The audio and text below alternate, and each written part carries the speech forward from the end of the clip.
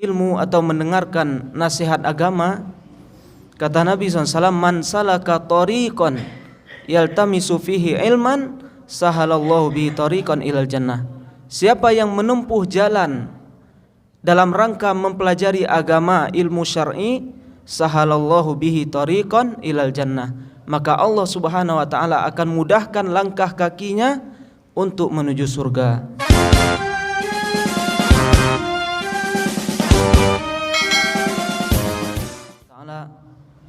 Majtama'a qaumun fi baitin min buyutillah illa nazalat alaihimus sakinah wa ghasyiyatuhumur rahmah wa haffat alaihimul malaikah wa dzakarallahu fiman indah. Kata Nabi SAW, tidaklah satu kaum duduk di salah satu rumah dari rumah-rumah Allah Subhanahu wa taala. Apa yang mereka lakukan Bapak Ibu? Yatluna kitaballah.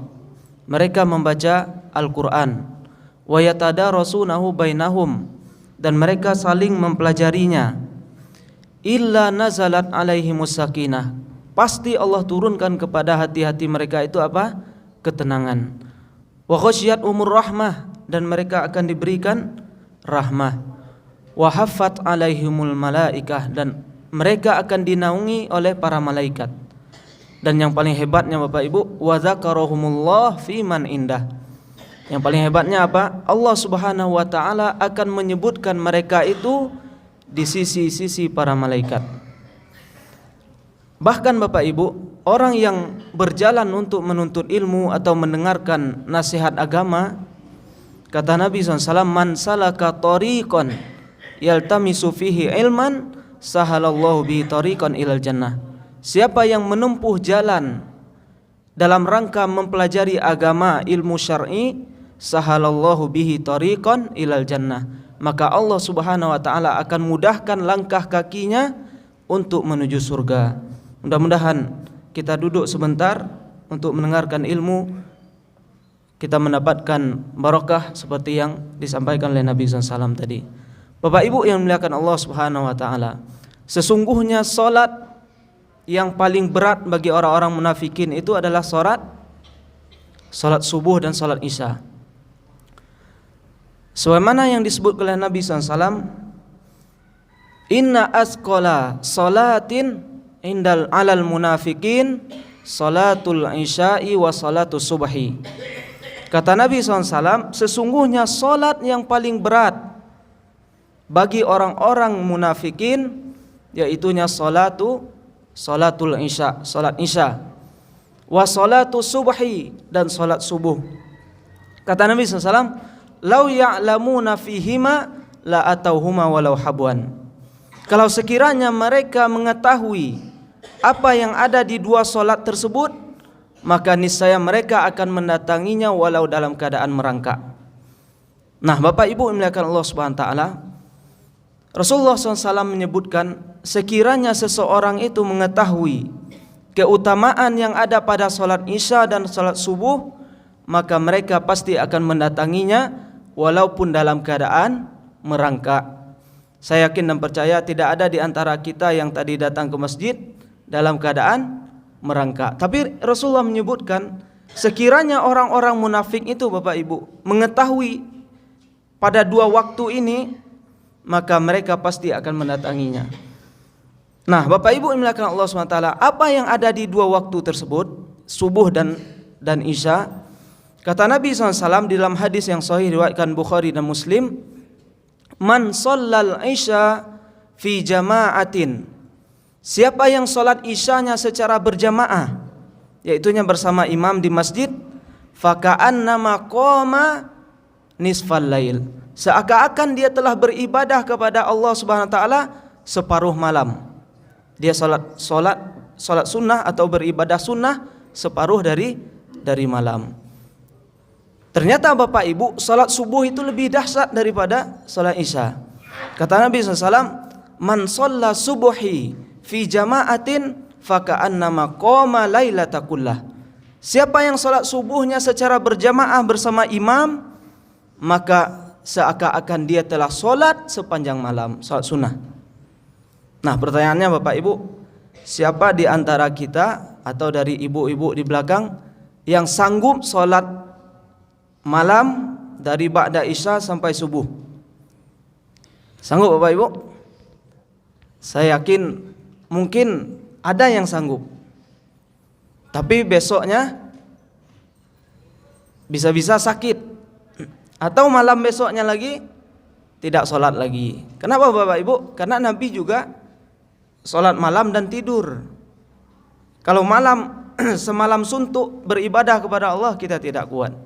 Bahkan saja ketika sholat tarawih dan witir, mungkin tidak sampai 3 jam atau 2 jam kita sudah gemetaran.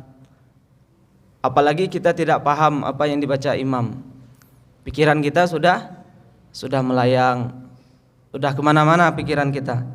Tetapi Bapak Ibu, Allah SWT dengan rahmahnya, dengan kasih sayangnya, memberikan keutamaan yang besar bagi kita yang bisa menjaga sholat subuh ini secara berjamaah. Yaitunya seakan-akan mereka telah beribadah kepada Allah, ibadah sunnah maksudnya, sepanjang malam. Masya Allah. Kemudian Bapak Ibu, 2 rakaat yang kita kerjakan tadi sebelum sholat subuh, ternyata nilainya di sisi Allah SWT lebih baik daripada dunia dan seisinya. Hal ini disebutkan oleh Nabi SAW dalam hadis yang sahih, diriwayatkan oleh Bukhari. Rakaatul fajri, 2 rakaat sholat sunnah fajar itu khairum minad dunya wa ma fiha, lebih baik daripada dunia dan seisinya. Bapak Ibu yang dimuliakan Allah SWT, berapa banyak orang yang mencari dunia kemudian dia meninggalkan sholatnya. Ya, kalau di pasar-pasar mungkin sudah banyak yang buka, tetapi pertanyaannya apakah mereka sudah menjaga sholatnya?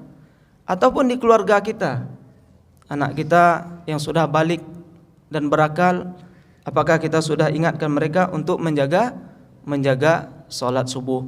Ternyata 2 rakaat sholat fajar itu lebih baik di sisi Allah SWT daripada dunia dan seisinya. Bapak Ibu yang dimuliakan Allah SWT, berikutnya juga, siapa yang menjaga sholat subuhnya Bapak Ibu, kata Nabi SAW, man shallal bardain dakhalal jannah. Siapa yang sholat di 2 waktu ini, bardain kata para ulama, yaitunya waktu asar dan waktu subuh, yang sholat subuhnya berjamaah, dakhalal jannah, dia akan dimasukkan ke dalam surga.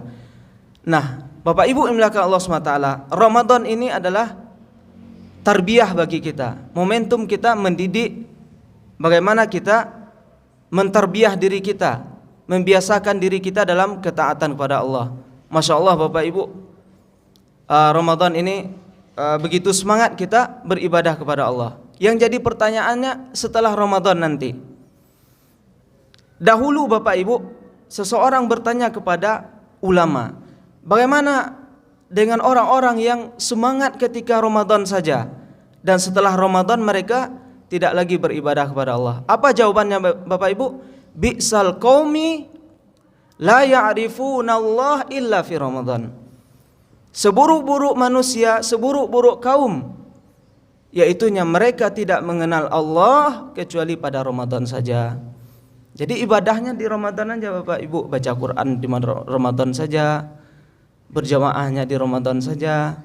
Setelah habis selesai Ramadan, selesai apa yang mereka lakukan dari kebaikan-kebaikan. Nah Bapak Ibu, setelah Ramadan nanti bisa enggak kita menjaga masjid kita ini Muhajirin, bagaimana subuhnya juga seperti sekarang? Bahkan jemaah kita ada yang sampai ke atas karena tidak muat lagi untuk di lantai pertama ini. Maka itu yang kita jaga nanti setelah Ramadan. Kata para ulama juga, kun rabbaniyan wala takun ramadaniyan. Kata para ulama, jadilah kalian hamba Allah yang terus beribadah kepada Allah, hamba yang rabbani. Wala takun ramadaniyan, dan janganlah kalian menjadi hamba Ramadan saja. Beribadahnya hanya di Ramadan saja, berjamaahnya di Ramadan saja. Selesai Ramadan, selesai berjamaah. Selesai Ramadan, tidak ada lagi datang berjamaah salat subuh. Inilah yang kita harapkan dari Ramadan ini. Bagaimana setelah Ramadan kita bisa istiqomah, terutama menjaga salat subuh ini. Dan takutlah kita kepada Allah Sebagaimana di awal tadi kita sebutkan, sesungguhnya yang paling berat solat bagi orang-orang munafikin adalah solat subuh dan solat isya. Maka jagalah dua waktu ini, karena sekiranya kalian mengetahui keutamaannya, maka kalian pasti mendatanginya walaupun dalam keadaan merangkak. Bapak Ibu, mudah-mudahan yang singkat ini bermanfaat bagi saya dan bagi kita semuanya. Subhanakallahumma bihamdika asyhadu an la ilaha illa anta astaghfiruka wa atubu ilaika. Assalamualaikum warahmatullahi wabarakatuh.